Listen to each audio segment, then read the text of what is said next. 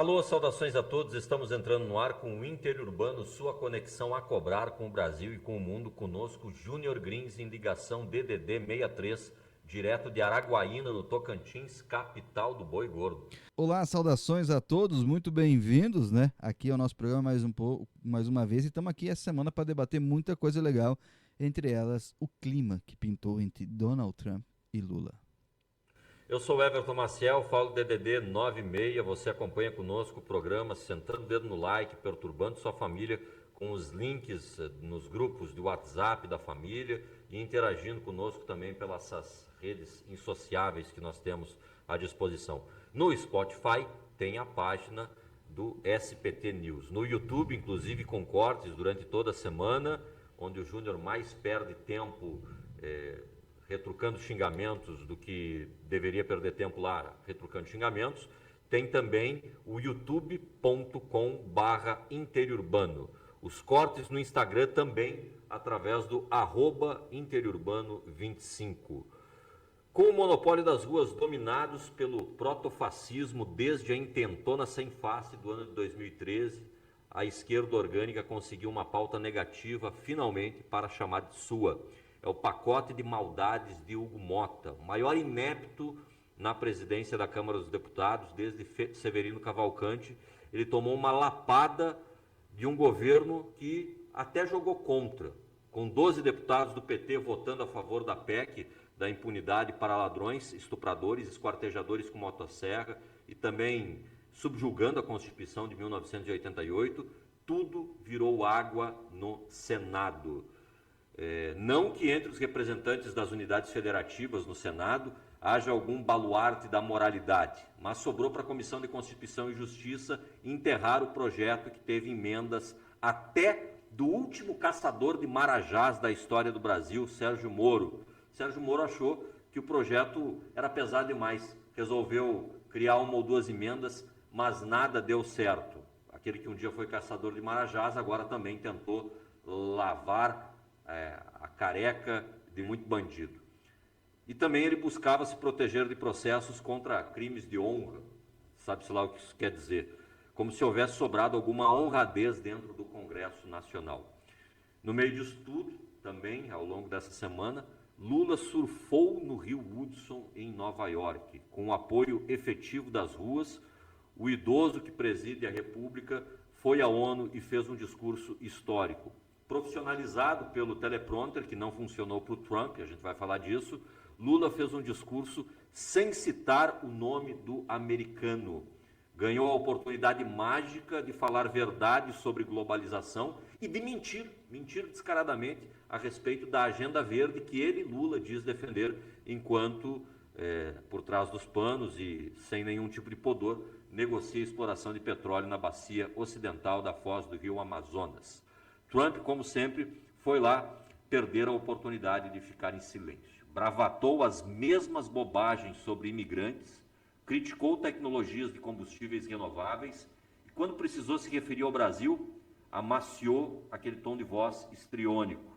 Falou que se encantou com o Lula, tirou toda a hipocrisia de uma química da cartola entre os dois e prometeu um encontro com o petista. Nenhum encontro presencial entre os dois foi confirmado pelo Itamaraty, dentro da Casa Branca geriátrica de Donald Trump. Não se sabe até que ponto Lula vai aceitar sentar ao lado de um Doritos ambulante com a clara intenção de provocar bullying em troca de qualquer protagonismo pessoal. Foi isso, Júnior, e a movimentação das ruas também teve a PEC da blindagem somada às questões ligadas à anistia. Isso que vai estar em pauta conosco hoje. Júnior, parece que o Trump conseguiu fazer com que o Brasil ficasse grande de novo. Nós temos o nosso próprio slogan MAGA, Make America Great Again, pelo menos aqui em terras tupiniquins. Everton, então, primeira coisa que a gente tem que deixar claro nisso tudo, porque teve um bolsonarista dizendo que o Trump é um gênio, teve a esquerda falando que Trump deu a senhora de uma regada. Tudo tem um pouco e um fundo de verdade nisso tudo, mas o que fica claro, na maior parte disso tudo, é que os Estados Unidos engrandeceu o Brasil, e engrandeceu por um único e exclusivo motivo, Porque se Trump precisou acenar a Lula, isso quer dizer que o Brasil é alguém que tem que sentar na mesa ao lado de Trump, seja lá para o que for, seja para ser humilhado, seja para ganhar um mega presente, tirar tarifa, seja o que for. Mas o Trump disse, olha, você tem que sentar aqui na minha mesa para conversar comigo. E Lula sai muito grande disso tudo. O que fica um pouco assim, para a gente analisar, é porque a primeira coisa que o bolsonarismo é completamente desenquadrado da realidade, nesse caso, é achar que Lula não é um cara experiente o suficiente para poder dizer sim, não, ou para poder sair daqui ou dali de alguma pegadinha do Trump. Lula se elegeu 3 vezes presidente no Brasil. Lula fez seu sucessor. Lula não é alguém que não é experimentado politicamente, seja aqui ou seja de maneira externa. Lula já sentou com Bill Clinton, Lula sentou com Bush, Lula sentou com Obama, Lula sentou com Biden, agora vai sentar com Trump, o cara sentou com Putin, Xi Jinping.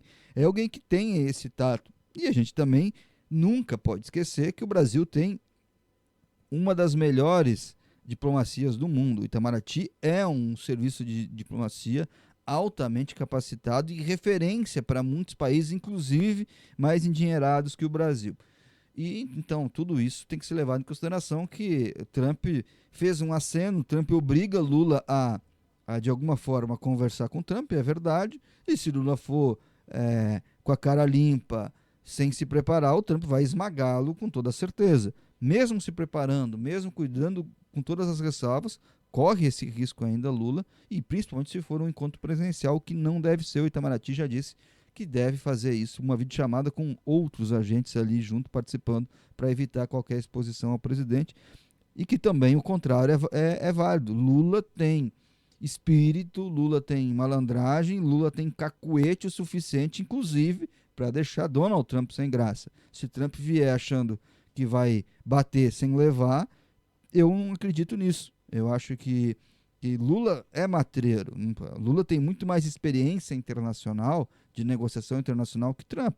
Pode ser que não seja tão bom quanto o Trump, porque aí o tempo pode dizer e falar, Trump está à frente de uma potência muito maior e negocia coisas muito maiores.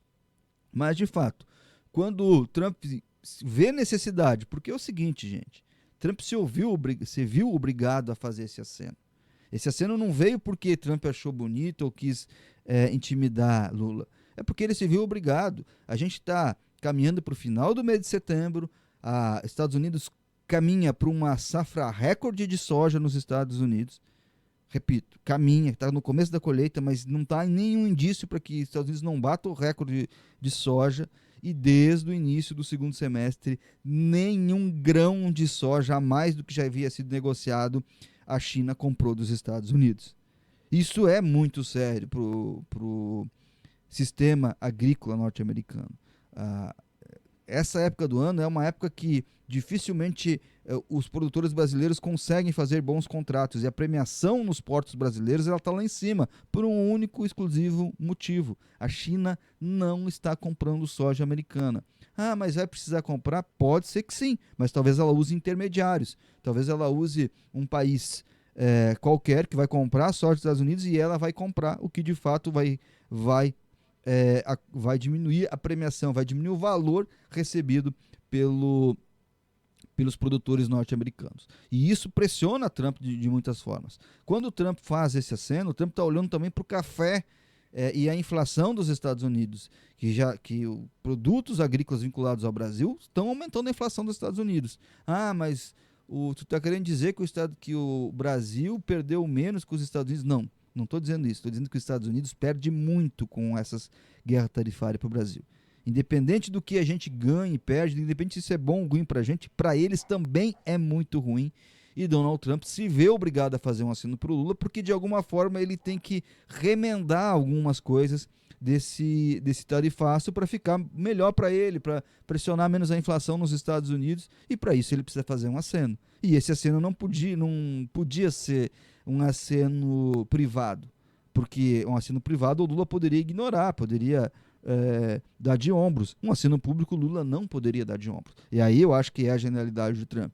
mas quando o Trump usa a sua genialidade, ele dá de bandeja uma vitória. Uma pequena vitória, mas uma vitória para Lula, que em toda a sua posição, em tudo aquilo que ele projetou para esse conflito dos Estados Unidos, ele manteve a posição. Quem teve que recuar é Trump. E para não dizer que houve um recuo de Trump, o Trump colocou Lula no mesmo patamar que ele. E aí, por isso, é claro que o Brasil acabou ficando maior do que era. Porque primeiro Lula fez um discurso muito bem posicionado, muito bem escrito, e não de improviso. Lula, talvez improvisando, tivesse botado os pés pelas mãos. Não por conta que não teria capacidade, mas improviso nessas horas não é um bom conselheiro.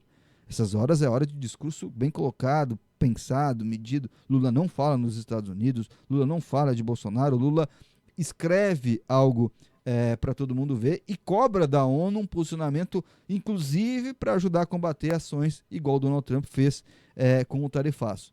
Mas, dentro disso, Lula abre caminho para o Trump fazer o que fez, chamar Lula para sentar na mesa. Trump, no final, ainda deu uma beliscada, disse, olha, o caminho próximo do Brasil é ao meu lado, porque Trump quer, na América Latina, na América do Sul, principalmente, o Brasil como seu primeiro aliado. E não sei se Trump não quer que o Brasil faça negócio com a China, eu acho que até quer, mas quer que o Brasil olhe primeiro para a China.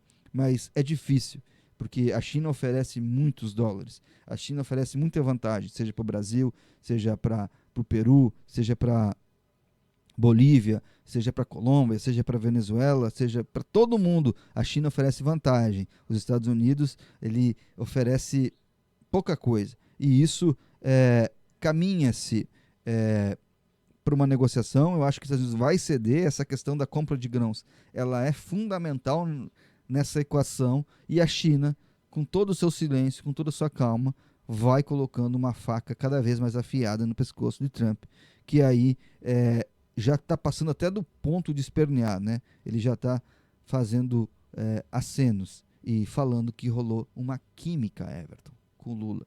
Já imaginou a cena? Lula e Trump numa cama com toda essa química? Enfim, eu também acompanhei toda essa movimentação, a gente já acabou falando disso nas redes sociais ao longo da semana. O Júnior, ele se posicionou muito bem a respeito desse assunto, como a gente viu, e conseguiu pegar um histórico geral do que aconteceu naquela reunião inaugural, né, naqueles discursos inaugurais que tem o Brasil ali como protagonista, em virtude de, historicamente, o Brasil ter ajudado a fundar a Organização das Nações Unidas no ano de 1949, substituindo a defasada Liga das Nações. Hoje, a Organização das Nações Unidas também está defasada. Ela não tem o poder instrumental, bélico, material para derrubar tiranias, para colocar de lado e varrer ditadores ao redor do mundo. Ela faz intervenções muito pontuais e sempre com vistas à humanitária, a intervenções humanitárias em lugares onde os Estados Unidos já foi lá e fez alguma pressão, onde a Europa já foi lá e colocou tropas. Então, essas coisas elas não estão mais à disposição da Organização das Nações Unidas porque nunca estiveram. Mas na prática a ONU tem como sede Nova York, possui o Brasil como um tipo de anfitrião, os Estados Unidos como o principal anfitrião, em virtude de lá estar sediado todo o seu aparato diplomático, né? Nova York como essa capital do mundo civilizado pós-Segunda Guerra. Muita coisa aconteceu depois desses discursos. Lula fez um discurso cirúrgico, fez um uso regular do tempo, um uso racional do tempo. Ele fez um discurso profissionalizado, instrumentalizado pelo Itamaraty, e Trump foi lá e fez aquilo que é o contrário disso, né? Então, enquanto um falava de democracia, o outro falava da insuficiência das democracias. Enquanto um falava de globalização, o outro falava coisas do arco da velha, misoginias a respeito de imigrantes. Enquanto um falava a respeito de renovação energética, o outro falava contra a renovação energética, fazendo de conta, inclusive, que isso era prejuízo global, de que isso não gerava lucro. Então, a gente precisa primeiro afastar esse tipo de coisa do discurso de Trump, né? Trump talvez tenha acenado para Lula, mas não acenou para uma mudança radical de postura nas coisas malucas que fala. Ele, na prática, fez pouco caso da Organização das Nações Unidas. ele visivelmente estava ali de maneira forçada.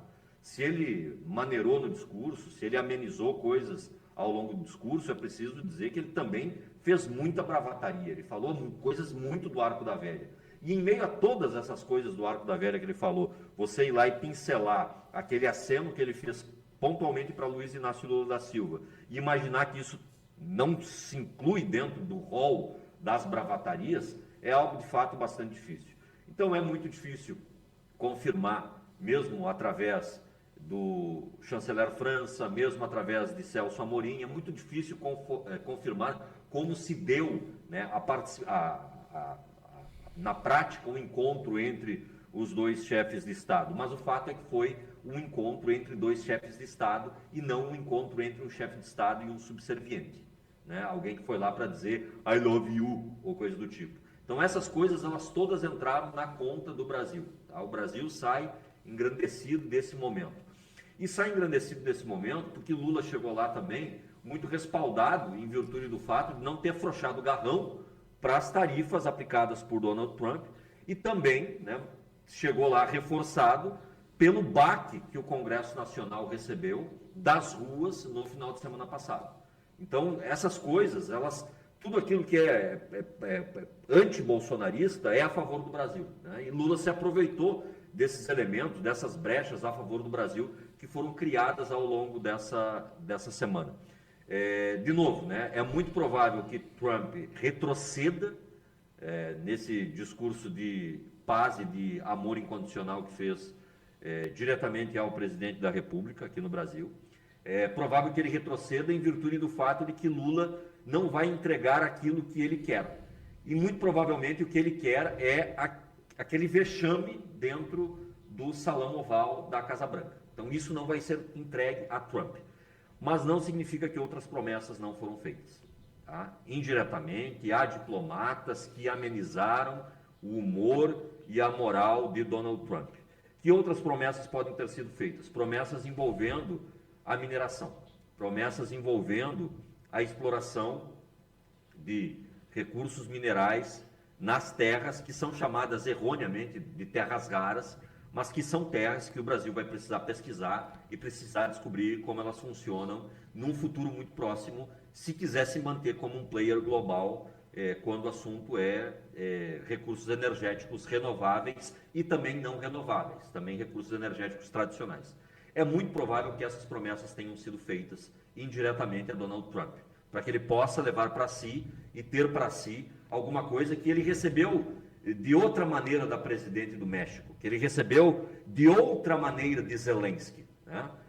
Então essas coisas elas podem estar em cima da mesa e a gente vai descobrir como isso vai funcionar num futuro próximo, né? É difícil que a gente tenha humilhações dentro do Salão Oval e Lula sai engrandecido desse momento em virtude do fato de que o bolsonarismo sai acuado. Por exemplo, em virtude do fato de não poder criticar Donald Trump, o mendigo de likes, o Eduardo Bolsonaro, ele cutucou o Tarcísio naquela PEC da blindagem. Chamou o Tarcísio de medroso. Em virtude de não poder criticar Donald Trump, o mendigo de likes, aquele que está nos Estados Unidos conspirando contra o Brasil já há alguns meses, junto com um bandido chamado Figueiredo, ele precisou atacar o Senado da República. Esse é um assunto paralelo, nós vamos tratar dele ao longo do programa também, mas na prática essa arregada ela foi materializada e o bolsonarismo sai acuado, Tarcísio sai acuado, candidatos que já estavam postos ali como só precisando da bênção de Bolsonaro na cadeia, eles saem acuados dessa semana em virtude do fato do Brasil ter saído engrandecido. Para passar para o Júnior de novo, para que a gente recapitule outros assuntos, só para que a gente tenha uma noção de o quanto essa comunicação global se alterou, nós já tivemos uma micareta brasileira na Organização das Nações Unidas. Gilberto Gil, quando ministro do primeiro governo Lula, depois de Gilberto Gil, naquela época um ministro da República, em 2003, ganhava algo em torno de R$9 mil. O Gilberto Gil pediu para sair do ministério, dizendo que para ele era apertado ficar com com esse salário e não poder fazer show a todo momento, ou coisa do tipo. 2003. Gilberto Gil tocou violão, cantou e fez as pessoas dançarem na ONU no ano de 2003. Tá? Isso não é pouca coisa.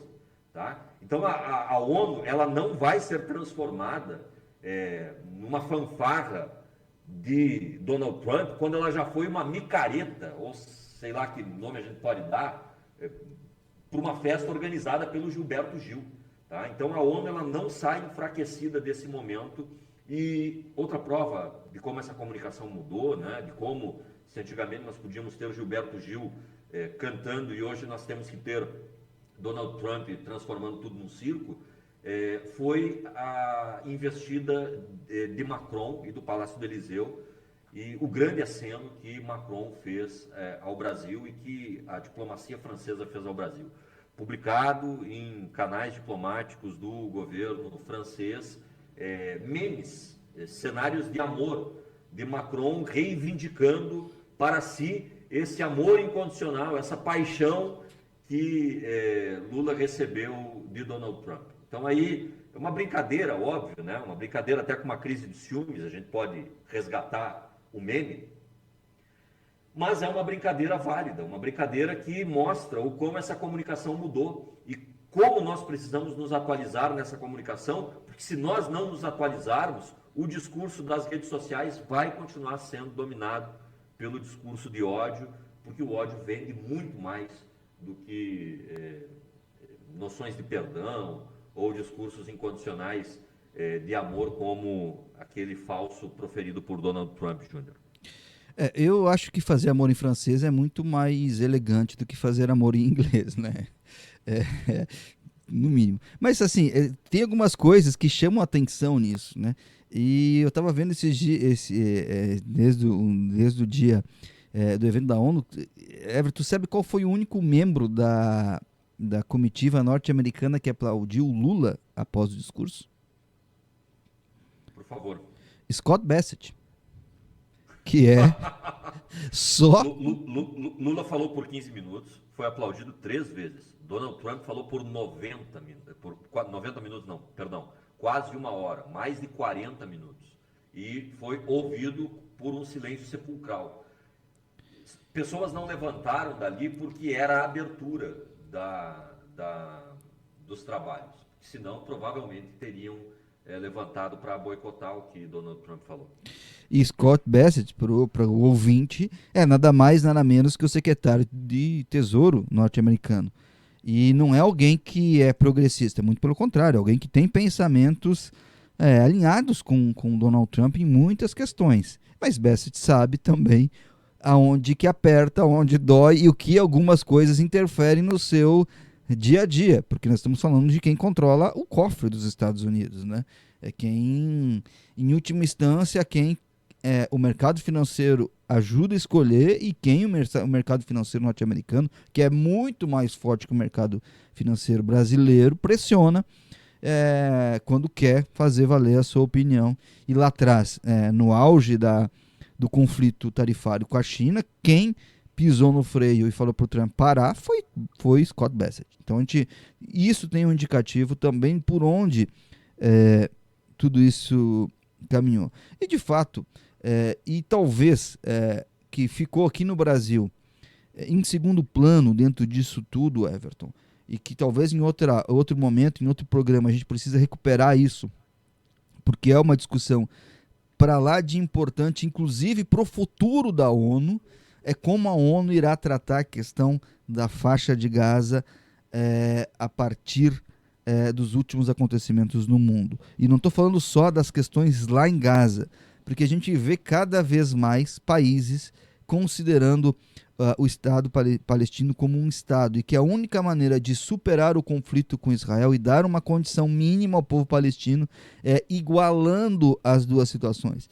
E isso, para quem entende de relações internacionais, isso para quem é especialista no assunto, sabe o quanto isso pode mudar essa discussão. E essa foi uma pauta que já estava na ONU antes e que se fez presente principalmente nas conversas bilaterais e vai ser talvez o grande marco e o grande balizador de um possível futuro da ONU, seja para a falência desse sistema e a substituição, como foi na Liga das Nações, seja por uma reforma. E os Estados Unidos ajudam nisso quando corta, em grande medida, o orçamento, né? Porque os Estados Unidos é responsável por 40% do orçamento da ONU, das Nações. E ele cortou o pagamento de várias rubricas e vai cortar ainda mais. Então, aquela questão do elevador também é um sinal de que a ONU tem agora muito menos recursos, e a gente está falando de uma operação cara, porque a gente está falando de diplomatas, de pessoas do mundo todo, que precisam ter, além de uma estrutura mínima que é cara para trabalhar, de um aparato de segurança que também não é barato, porque se você quiser fazer um atentado para atingir muitos países ao mesmo tempo, o lugar é ali, né? Então, tudo isso tem uma certa influência. Então, eu acho que também isso a gente tem que trazer num outro momento oportuno para falar sobre isso. É um assunto delicado e especializado, a gente vai ter que estudar, entender mais no assunto, porque falar de Israel, do Estado palestino, não é uma coisa fácil, não é uma coisa trivial. Mas isso também acaba sendo um balizador. E isso mexeu no Brasil, né? O Brasil, no Congresso Nacional, só se falou disso. Tanto é que a votação da PEC da blindagem, daqui a pouquinho, no próximo bloco, a gente vai entrar nisso, ela não ganhou repercussão por conta disso tudo.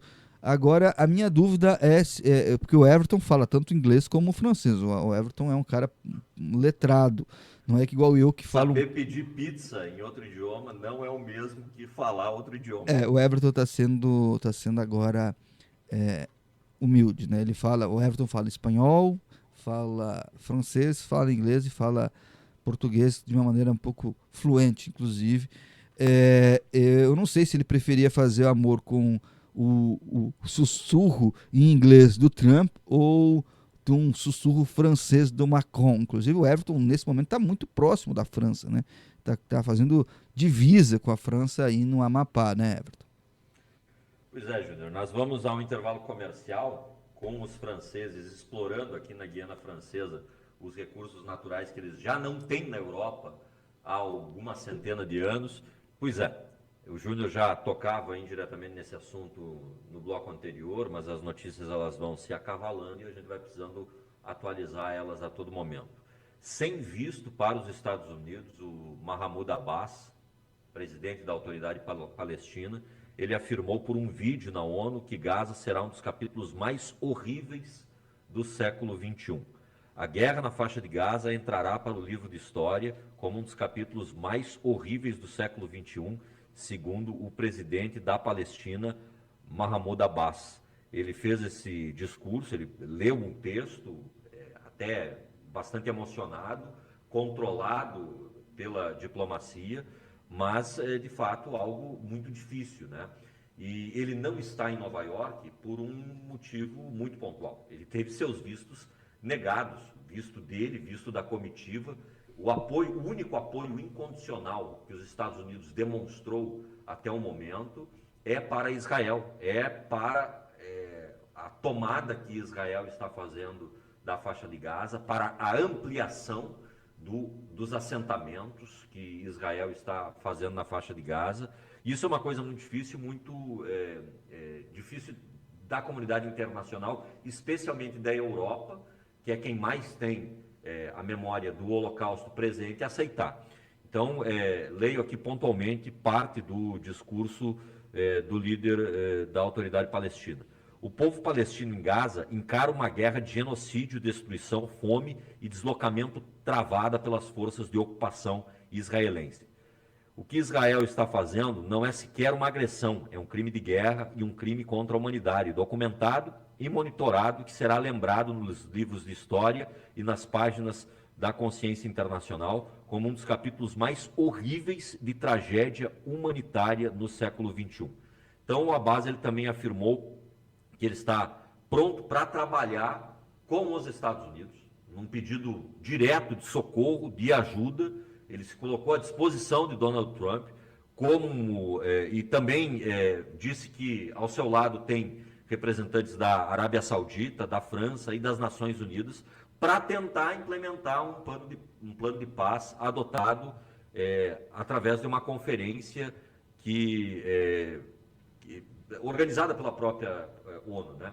Então essas coisas elas vão entrar na conta se a Organização das Nações Unidas terminar esse conjunto de reuniões sem algo definido que não seja a mera consolidação daquilo que alguns países já vêm fazendo ao longo dos anos, que é a confirmação da existência de um Estado, de uma nação, de um povo naquele lugar. Todas essas coisas não são a mesma coisa, Estado, nação, povo, a gente sabe que teoricamente isso não é a mesma coisa, mas todas elas estão tipificadas ali naquele território de Gaza através da bandeira da Palestina. E essa história ela só pode ter um fim com a ajuda dos Estados Unidos. Nós não sabemos, não podemos fazer futurologia do passado, mas com toda certeza Israel não estaria fazendo aquilo que está fazendo em Gaza se não fosse a conivência direta e o auxílio objetivo dos americanos, que consideram Israel um porta-aviões americano impossível de ser afundado dentro do Oriente Médio, né? Como se fosse o único lugar ocidentalizado dentro do Oriente Médio. Então, o palestino ele veio a público, ele falou disso, ele criticou essa visão de uma grande Israel e voltou a afirmar, né, que precisa do apoio dos seus vizinhos, né? Disse que aquilo que Israel está fazendo não é ruim só para a faixa de Gaza, é ruim também, óbvio, né, para a Cisjordânia, é ruim para o Egito, é ruim para o Líbano, enfim, né, a coisa vai ficar muito mais bagunçada para esses outros atores se um ponto final não for colocado nesse cenário. Outro sim também disse que Israel já está que Israel já pode ter o Hamas como rendido dentro da faixa de Gaza. Então, mesmo não tendo se comprometido com a entrega de reféns, muitas vezes em virtude de não saber onde esses reféns estão, né? Na prática, o que Mohamed Abbas falou tenta pacificar o conflito, né? Enfim, né? Bibi Netanyahu ofereceu um convite para Donald Trump para que ele ganhasse o Prêmio Nobel da Paz, mas parece que esse convite foi entregue dentro da faixa de Gaza para o Mohamed Abbas Jr. Gens. Cara, é um assunto delicado, eu já estava falando isso no bloco anterior.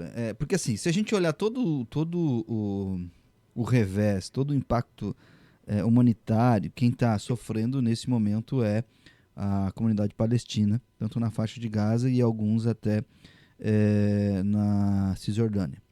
Mas se a gente olhar para ao médio e longo prazo, nada é favorável a Israel nesse conflito, porque se a gente Israel tem um poder bélico muito maior que os seus vizinhos, muito maior. E esse poder bélico, ele com a ajuda dos Estados Unidos, principalmente, é exponenciado e faz com que Israel possa ter esse intento contra qualquer um dos seus vizinhos. Só que não é razoável a gente achar que um país igual Israel, pequeno, com uma população não tão grande assim, vai conseguir subjugar todo o povo árabe, todo o povo persa daquela região. Isso não vai acontecer. A médio prazo isso não vai acontecer. Essa guerra pode se alastrar, inclusive com outros países, por mais 10, 15 anos, mas o Israel não vai conseguir acabar com o povo árabe ou tirar todas as forças do povo árabe, nem do povo persa. Então esse conflito ele vai permanecer. E quem vai perder a médio prazo é Israel, porque Israel vai se enfraquecer e vai fazer com que os países ao seu redor, que entre eles tem muitas questões, às vezes questões muito mais intransponíveis do que tem com Israel, por exemplo, é o caso da Arábia Saudita e do Irã, mas quando existe um inimigo em comum, as coisas podem acabar indo para um outro lado. E não é razoável para o povo israelense alongar esse conflito. Para quem é razoável, é para Netanyahu. Para Netanyahu, sim, é razoável estender o conflito, porque a sua liberdade é vinculada a tudo isso. Para Netanyahu sair ileso desse conflito, ele precisa que muitas coisas se alinhem, inclusive um grande acordo de armas e de paz, que consiga incluí-lo, muito provavelmente, em um asilo político fora de Israel. Mas não é razoável. E como o Everton falou, Netanyahu falou que Trump merece o Prêmio Nobel da Paz, talvez por ter jogado a bombas num possível reduto de uma bomba nuclear iraniana, né? E não estou duvidando que isso estivesse lá, a gente não tem como comprovar ou não comprovar isso, mas o líder palestino consegue dar um passo muito grande, porque assim, é latente o que Israel está fazendo, e Israel já não tem resistência alguma, né? Não tinha resistência no começo, agora é um flagelo humano, e caminha-se Israel para que no século passado Israel foi a grande vítima da humanidade e é lembrada com isso até hoje, e isso envergonha os alemães, e os alemães têm que se sentir envergonhados pelo que fizeram ao povo judeu. Israel caminha para ser o algoz do século XXI. E eu não estou comparando as coisas, mas eu estou constatando que esse caminho sem volta que Israel vem tomando, acima de tudo, atenta também sobre a vida humana. E são vidas humanas que são perdidas todos os dias. E sejam elas de que povo, de que nação, de que língua, de que influência, de que cultura sejam, vidas humanas, elas sempre importam mais do que qualquer coisa, Everton. Pois é, você acompanha o nosso programa e os assuntos dessa semana, apesar de muito globalizados, eles também foram nacionalizados a seu modo. De alguma maneira a gente vai precisar entrar na política nacional, Júnior. Afinal de contas, nós tivemos algumas movimentações importantes, especialmente porque Hugo Motta é o mais ignóbil dos presidentes da Câmara dos Deputados há muito tempo, desde o baixo clero do Severino Cavalcante. Então, Everton, só um parênteses aqui, nós podíamos abrir uma enquete, sei lá, alguma coisa assim, uma interatividade, para saber quais adjetivos a gente poderia colocar em Hugo Motta, porque cabe muitos adjetivos aí, né? E de fato é um presidente da Câmara dos Deputados tremendamente jovem, mas se tem uma coisa que qualquer um aprende no campo de batalha, é que o inimigo, ele é cheio de escolhas, e você que precisa se defender, você não tem muitas escolhas. Muitas vezes, quando a gente está jogando xadrez, é a mesmíssima coisa. Poxa, se o seu adversário escolheu fazer um ataque por um conjunto de casas, bom, ele fez essa escolha e você vai precisar responder por lá. Por mais que você tenha bolado uma estratégia mirabolante, que estava dedicada ao outro lado, você vai precisar alterar, porque quando as cartas não estão com você, você não tem absolutamente nada, né? Quando as escolhas estão com o seu adversário. E dentro desse cenário de guerra, o Hugo Motta tentou comprar uma briga que não é dele, né, Júnior? O Hugo Motta tentou comprar uma briga que é do bolsonarismo que não toma banho. É do bolsonarismo chechelento, aquele bolsonarismo horroroso. E ele tentou comprar essa briga por um outro lado, por um outro viés, oferecendo uma outra agenda, como se ele tivesse à disposição dele essa escolha. E tudo isso acabou muito complicado ao longo dessa semana, porque uma outra coisa muito importante é que você nunca sabe quem vai se manter seu aliado quando você compra uma briga, mas você precisa saber quem vai se manter aliado dos seus adversários. Então, a Câmara dos Deputados, com votos do Partido dos Trabalhadores em peso, mirou no Supremo Tribunal Federal e não entendeu, conversando com os russos como deveria ter feito, que deveria ter negociado com o Senado também.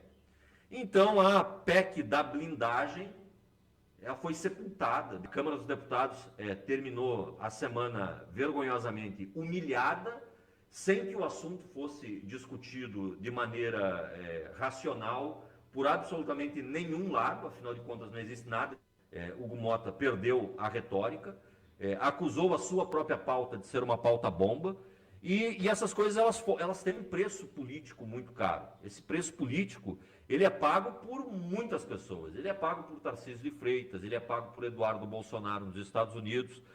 E a última do Hugo Mota, Júnior, foi dizer que o Senado sabia da articulação da PEC e da blindagem que estava acontecendo na Câmara dos Deputados. Só que não foi homem o suficiente Hugo Mota para dizer que Alcolumbre era o seu traidor.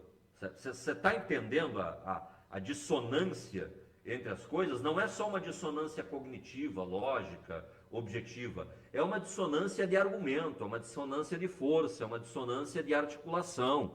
Então, o presidente da Câmara ele afirmou ao longo da semana que ele precisava de mais tempo para decidir se o projeto da redução de penas deveria ser levado em conta. E ele usou a PEC da blindagem para tentar ganhar esse tempo. A relação entre esses presidentes acabou muito desgastada. Não que Alcolumbre seja lá flor que se cheire, mas tem muito mais força política, institucional, habilidade e experiência para discutir uma pauta desse assunto, nesses moldes do que Hugo Mota. E acabou entregando esse assunto esvaziado dentro da Comissão de Constituição e Justiça e fazendo uso das suas prerrogativas naturais, o Senado, sem nem colocar isso em pauta, julgou inconstitucional. Um fim execrável para um assunto execrável, como o Congresso Nacional tem se mostrado nos últimos anos, Júnior. Assim, dá pra gente esquecer um pouco do conteúdo e ficar só com a forma nesse caso, porque pode botar qualquer outro conteúdo no lugar que vai ter a mesma explicação. Esses dias algumas pessoas me interpelaram, o Congresso não sei o que, essa PEC de blindagem é uma bandidagem. Eu falei, olha, a gente costuma queimar a língua quando a gente faz previsão de qualquer coisa no Congresso, mas eu vou dizer um negócio para vocês, não tem a mínima chance de passar no Senado Federal tudo isso. E aí não, porque tudo se junta, tudo é a mesma coisa e tal. E aí as pessoas perguntaram por quê. Eu falei, olha, vocês vão ter que assistir o próximo programa nosso para ter a explicação. E é muito simples, gente. Quando a gente olha para a eleição de um deputado, e eu falei aqui na semana passada, deputados federais são a bola da vez para os partidos. Mas a eleição para o Senado, ela é completamente diferente de uma eleição para o deputado. A eleição para o Senado é uma eleição de território, não uma eleição de proporcionalidade de votos. Ou seja, são 3 senadores por estado. Então, independente do número de pessoas, são 3 senadores. E com isso, ela transforma numa eleição majoritária e não uma eleição proporcional. E onde é que tu quer chegar com tudo isso, Júnior? Uma eleição majoritária depende muito do governo. Candidatos majoritários, eles dependem do governo para suas reeleições. E nós temos agora, em 2026, a eleição de 2/3 do Senado, e não de 1/3. Então, nós temos muitos senadores que dependem de um governo, seja estadual ou seja federal, para buscar a sua reeleição. Tudo que um senador que vai tentar se reeleger em 2026 quer é pautas que sejam de acordo com a população. Nenhum senador vai botar em risco o seu mandato para tentar salvar deputado XYZ. Se lá na Câmara dos Deputados eles querem incendiar para entrar nas suas bolhas e se fortalecer de votos, os senadores eles querem pautas que aproximem de governo, seja estadual como federal, porque em alguns casos eles vão, para poder ter um palanque majoritário forte o suficiente para buscar a sua reeleição. Isso é só fazer conta, gente. É só olhar para a política. O mundo é político, os espaços políticos eles são restritos, ninguém tem espaço a mais disponível para brigar. Os espaços na política eles têm infinitude. E os políticos brigam por esse espaço. Os deputados, vereadores, eles têm que mirar uma bolha e se fortalecer na bolha. Prefeitos, governadores, presidentes e senadores, eles precisam de palanque, eles precisam de estrutura, eles precisam de força para poder brigar por os seus cargos. Não é uma bolha bolsonarista que vai eleger um senador. Ela pode até ajudar e em algum caso específico pode fazer com que A ou B se elejam, mas senadores querem palanques fortalecidos. Então era impensável que algo com um apelo popular desse tamanho fosse cair no Senado na véspera de uma eleição. Omar Aziz já tinha avisado antes da Câmara dos Deputados botar em votação, não passa na Comissão de Constituição e Justiça. Hugo Mota, se fosse minimamente inteligente, ele teria entendido isso como um recado, não do Omar Aziz, mas um recado de Davi Alcolumbre. Se o Alcolumbre não por algum motivo de negociação não poderia dar esse recado diretamente a Hugo Mota, ele ia fazer algum interlocutor que desse esse recado. O Senado, por mais que tenha divergências, ele é uma casa que conversa muito mais que a Câmara dos Deputados. Mesmo os senadores mais que têm uma maior oposição entre si, eles dialogam, porque tem menos gente, é mais natural, eles são mais próximos um do outro. O gabinete do um é mais perto do dois do que na Câmara dos Deputados. Então era impensável que isso ia acontecer. E diga mais uma, né? O Senado mandou outro recado para a Câmara dos Deputados, desculpe, o Mota diminui tanto a Câmara dos Deputados que eu estou transformando em Câmara de Vereadores, Everton. Mandou outro recado, o Senado está mandando na questão do imposto de renda. Eles pegaram, já que a Câmara não quer, nós vamos fazer um texto daqui e mandar para lá. Então, o Senado Federal está mostrando que não vai se sujeitar à Câmara dos Deputados. E Hugo Mota não tem a mínima noção do que fazer para reverter. E Lira claramente está abandonando a sua criação, porque sabe que desse jeito é insustentável. É insustentável. E os bolsonaristas que pressionam muito, que fazem esse fincapé muito bem feito, estão olhando para os seus eleitores e vai vitimar deputados desatentos. E Hugo Mota começa, inclusive, a correr sérios riscos de, além de ser o presidente mais insuficiente da história, porque ele me parece até mais insuficiente que Severino Cavalcante, por mais que tenha eloquência mais do que Severino não era.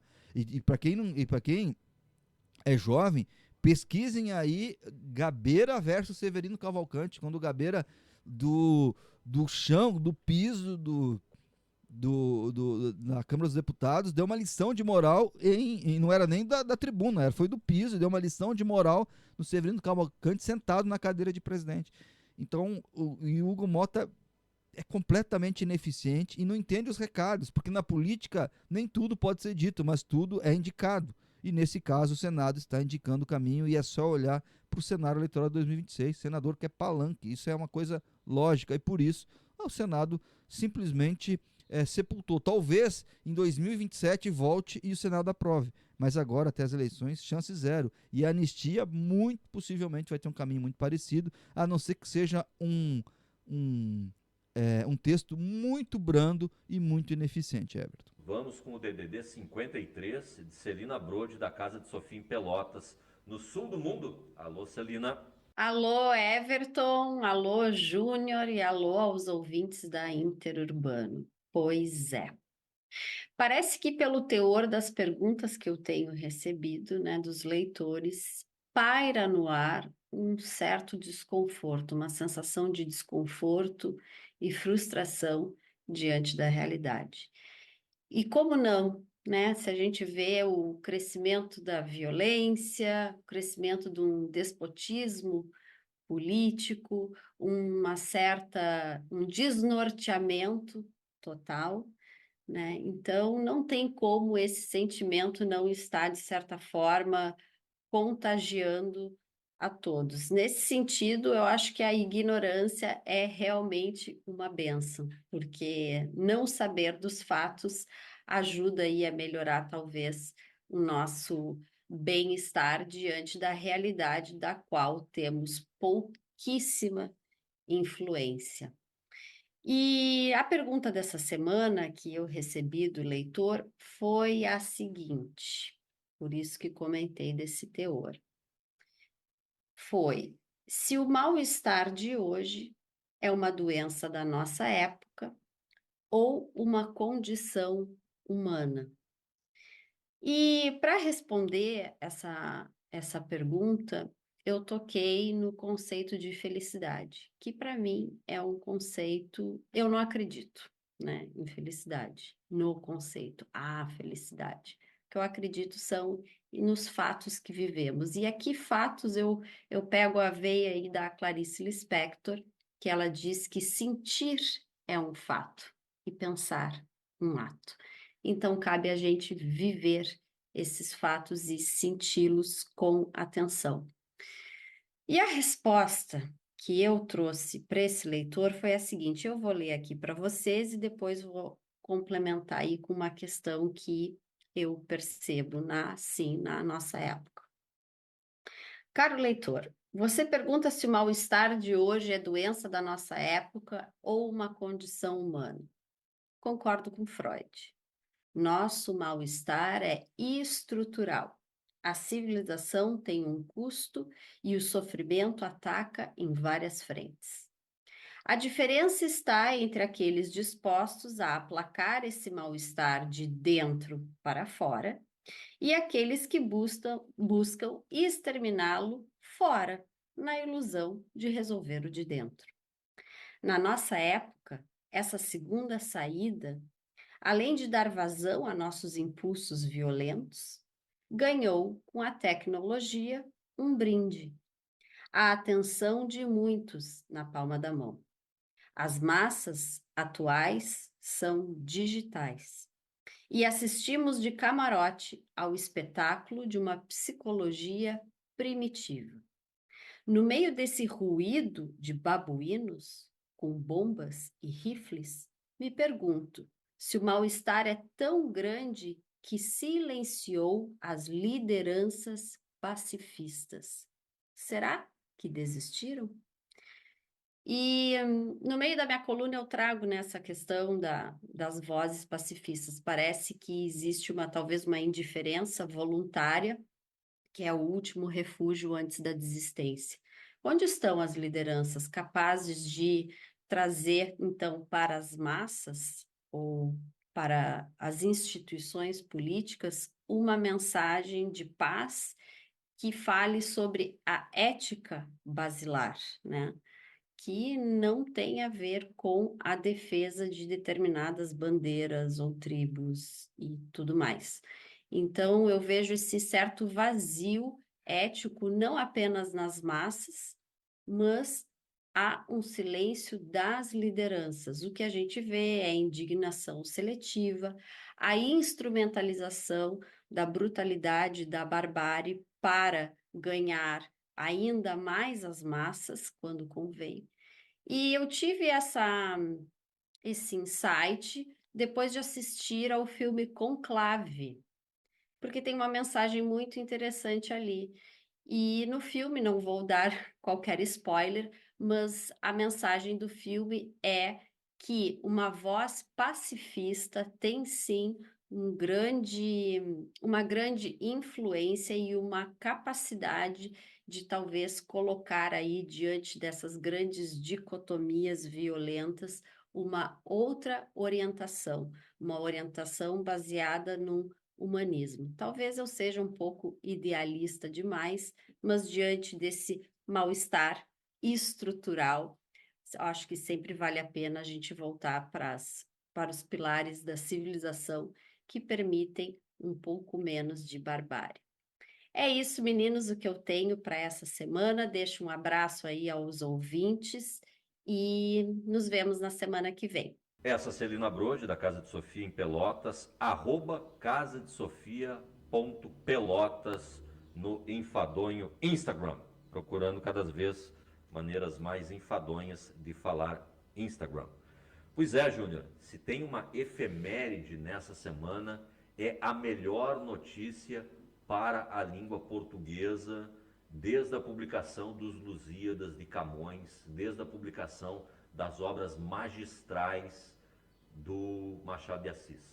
Carla Zambelli, ela deu um depoimento para a comissão de ética da Câmara dos Deputados, que vai julgá-la e muito provavelmente cassá-la também. Ela deu um depoimento para a Comissão de Constituição e Justiça, né?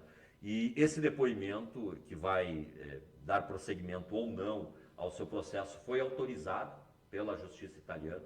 Ela está presa, encarcerada, sem muitas comunicações, mas os italianos parece que também queriam ver essa acontecer e autorizaram a Carla Zambelli a gravar esse depoimento. Ela gravou o depoimento de moletom, assim, com todo aquele perfil de presidiária, com todo aquele,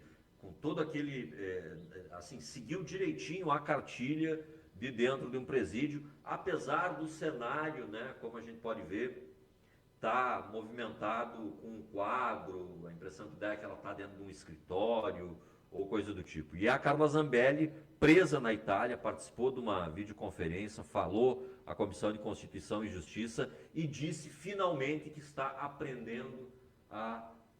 desaprendendo a falar português.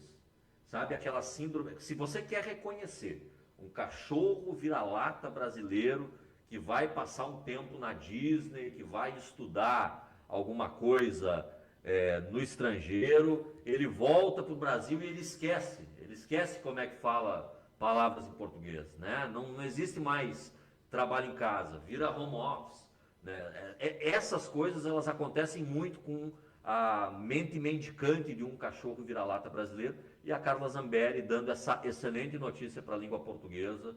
Ela está desaprendendo finalmente a falar português e, em meio à sua declaração, soltou essa despretensiosa notícia de que está desaprendendo a falar português. Muito provavelmente nós não vamos mais precisar ouvir a Carla Zambelli em português, presa, solta, em videoconferência, em lives, e essa é a grande notícia da semana, Júnior. Ela e também Eduardo Bolsonaro vão se justificando aí na Câmara dos Deputados. E para ilustrar isso que o Everton falou da Zambelli, falar português, eu vou pedir para o ouvinte, ou quem nos assiste pelas redes sociais, procurar uma entrevista do Tom Cavalcante ao Jô Soares, aonde ele fala do brasileiro nos Estados Unidos. Ele faz uma piada, um Piauí, um negócio extraordinário, com todo o talento do Tom Cavalcante. Ele faz uma sátira desse personagem que o Everton descreveu, de que não desaprende a falar português em 3 meses, que vale a pena. O Jô Soares era fantástico, imagina com ele entrevistando Tom Cavalcante. Eu me despeço aqui, obrigado pelo carinho, obrigado pela audiência crescente dos nossos programas e das nossas redes, e a gente está aqui na semana que vem. Um abraço, até mais, fui! É isso, no Spotify tem a página SPT News, em qualquer lugar você participe, colabora, sentando o dedo no like, distribuindo coraçõezinhos aleatórios e perturbando o grupo da família com os nossos links. Um beijo no coração de todos, tenham todos um bom final de semana se puderem.